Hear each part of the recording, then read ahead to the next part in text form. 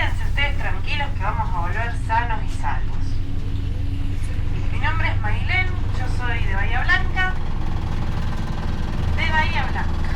Hace 8 años que vivo en San Martín de los Andes y soy guía de turismo del Parque Nacional Lanín y les doy la bienvenida a esta ciudad que he elegido para vivir porque me encanta. Es una ciudad que ya tiene 117 años, muy pequeña, pero van a ver que tiene mucha historia. Y ya que estamos, les cuento que les voy a contar los secretos que ocultan los pobladores de San Martín, cómo se fue desarrollando esta ciudad. Vamos a hablar un poco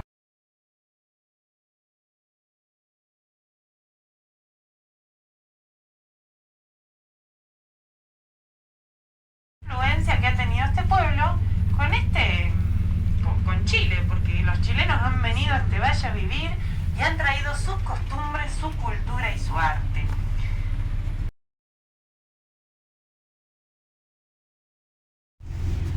Ahora vamos a cruzar por un puente que cruza las aguas del arroyo Trabunco, encuentro de aguas en idioma mapuche. Y Trabunco viene del deshielo del Cerro Chapélico.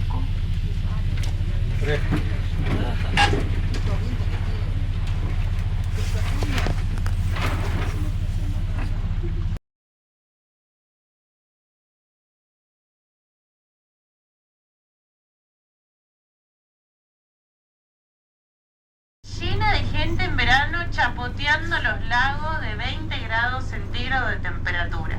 ¿Alguno vino en verano a bañarse en los lagos del sur? Traigan la malla y el bronceador porque está para estar todo el día en el lago. El agua fría, No, 20 grados el agua. 20 grados. Los argentinos estábamos repeleados, ellos querían tierra, nosotros también. Y los chilenos decían, bueno, nosotros nos vamos a quedar con todas las tierras que tengan aguas que desemboquen en el Pacífico. Y los argentinos le decíamos, no. Hasta que llegó Perito Moreno, el Pascasio Moreno, gran héroe argentino, que dijo, muchachos, las aguas se pueden modificar por la mano del hombre.